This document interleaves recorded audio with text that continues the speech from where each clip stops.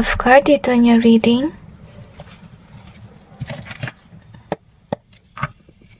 Tingnan natin kung I feel sagabal, kung anong blockage ng iyong wealth.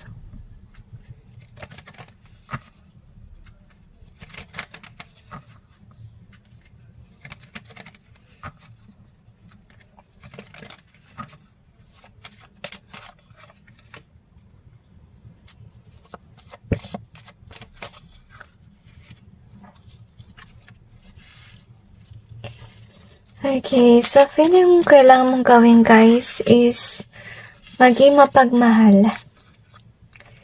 Iwasan nyo na yung sweldo nyo is para lang sa inyong sarili. Yun ang dapat yung iwasang ugali. Okay? So, suggestion ko lang guys, panoorin nyo yung how to remove abundance blockage. Kasi maraming beses sinabi doon na you have to be generous.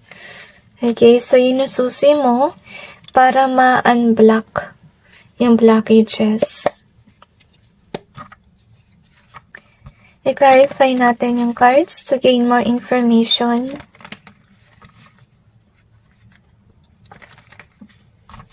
Iwasan mo maging makasarili.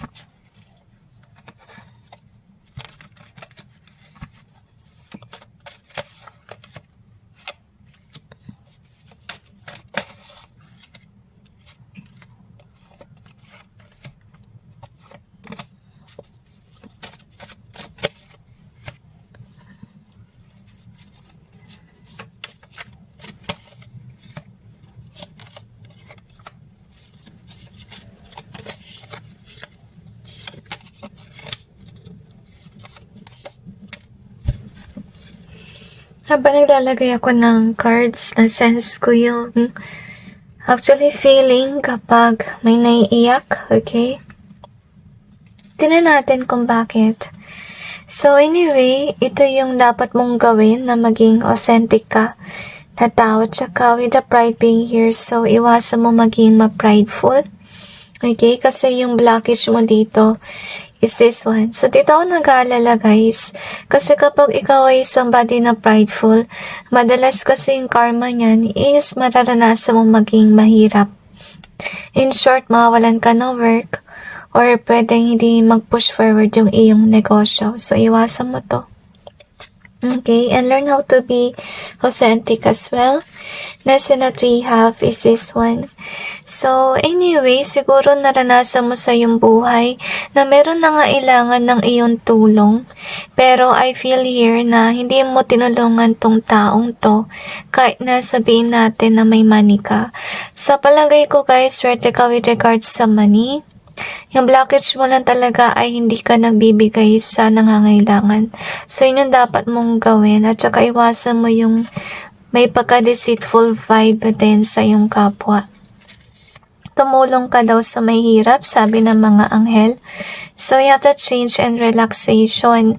So, I feel like there will be sudden changes that will happen na hindi mo ine-expect na mangyari. Okay?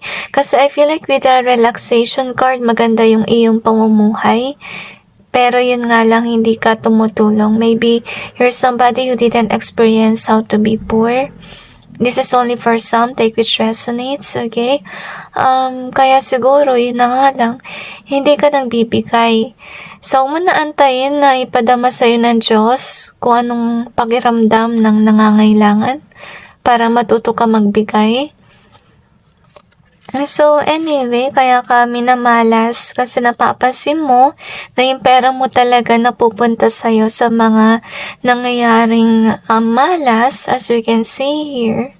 And with the voice being here, so maybe you're somebody who's very expressive. Siguro nalalaman ng mga tao talagang mayaman ka by the way that you speak, by the way na manamit ka rin. Okay? Kaya inasyon ng mga tao na mayaman ka. Dahil sa the way mo na magdala, okay?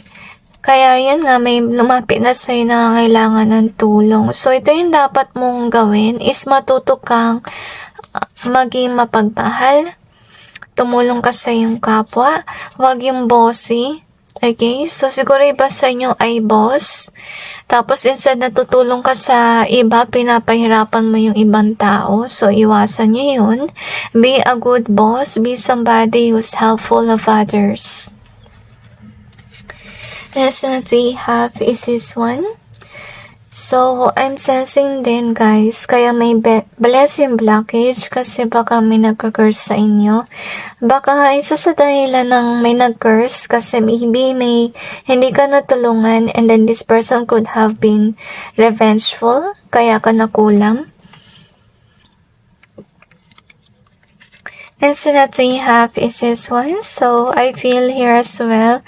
And marami ka ring desire, okay? Maybe you're somebody who's materialistic. So, isa rin sa blessing blockage mo is yung ugali mo na marami kang gustong bilhin.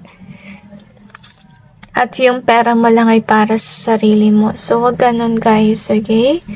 Panoorin nyo talaga yung how to break blessing blockage. Napaka-importante nun. Kasi pinapalahanan ka na magbigay. At saka, tandaan mo yung verse, yung gospel last Sunday. Okay, yung judgment ni God. Para ma-inspire ka magbigay, tsaka mag-repeat ka na rin sa mga pangyayari sa iyong buhay na hindi ka nakapagbigay or nakatulong sa iyong kapwa. So anyway, we also have this one here. So, mostly, kapag ka sa work, as you can see here, tsaka marami talaga mga tao na nagde-demand ng iyong help. Yung mga taong to nagde-demand ng help mo, kailangan talaga nila ng tulong. At ikaw yung naisipan nilang hinga ng tulong.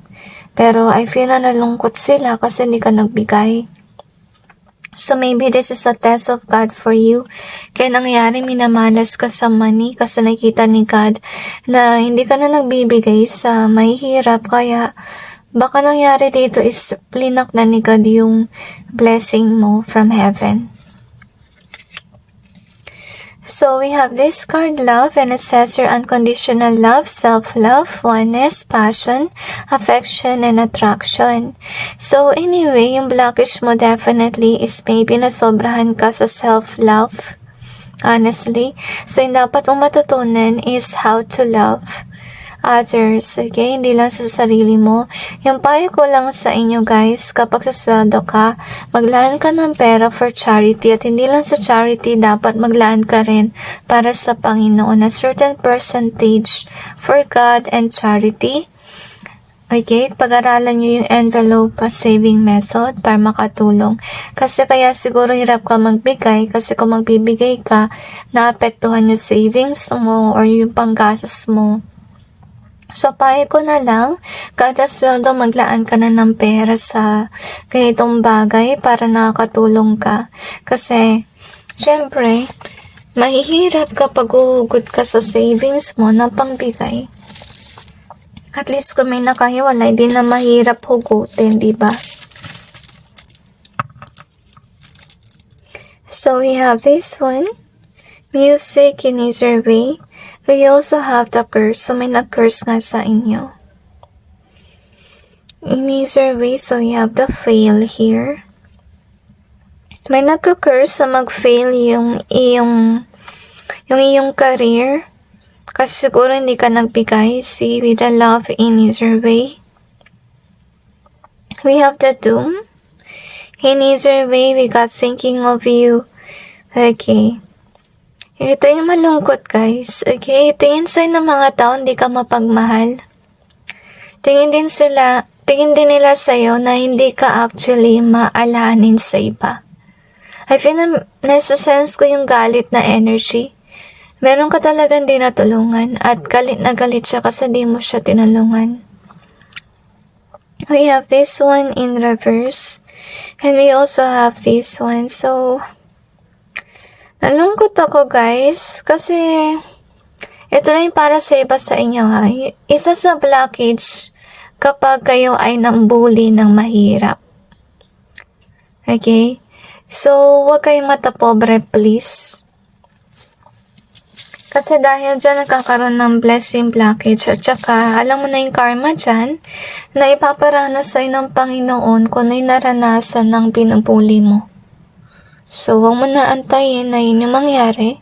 At suggestion ko rin guys, mag-repent kayo na mga nagawa niyong mali. Anyway, let's see what else do we have here.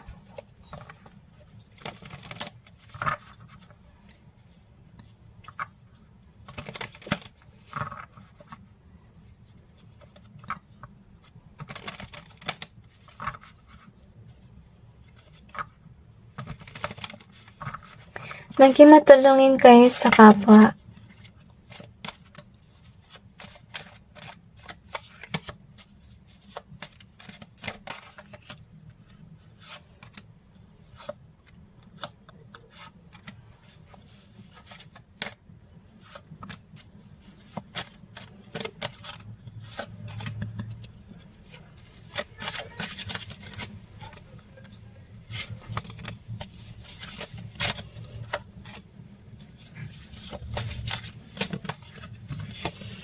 Gusto mag-turn in upright yan.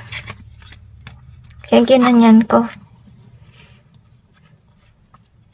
So anyway, to be honest with you, yun nga, may nag-hold ang grudge against you and you don't know about it. At itong taon na to nasaktan siya sa ginawa mo. So it is one in reverse at saka ito, I think na kung sino man siya, baka kaanak siya ng iyong jowa. Okay? And I think na itong taon na to, baka ini-influensyahan niya yung jowa mo na layuan ka kasi hindi ka marunong tumulong sa iba. And I feel na naiyak ka kasi narinig mo to. So anyway,